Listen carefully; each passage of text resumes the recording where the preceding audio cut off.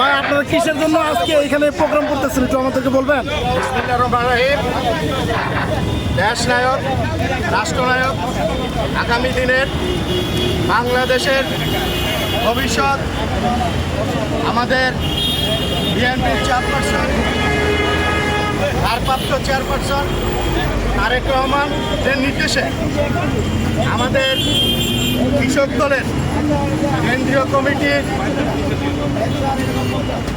উদ্যোগে তেজগাঁও থানা কৃষক দল আজকে ফার্ম গেটে পান কেন্দ্রে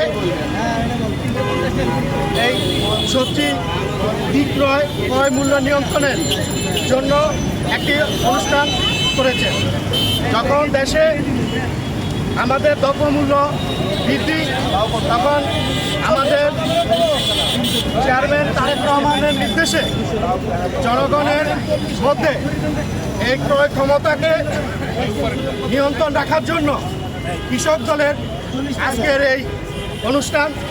আমরা এই অনুষ্ঠানকে উদ্যোগকে আমরা ধন্যবাদ জানাই এবং আশা করি এই অনুষ্ঠান সব সময় চলমান থাকবে এবং আমরা জনগণের পাশে আমাদের দল, আমাদের নেতা আহ্বান আমাদের কৃষক দলের সারা বাংলাদেশে এই ধরনের অনুষ্ঠানের জন্য সবাই নিয়োজিত আছে এবং এটা চলমান অবস্থায় থাকবে।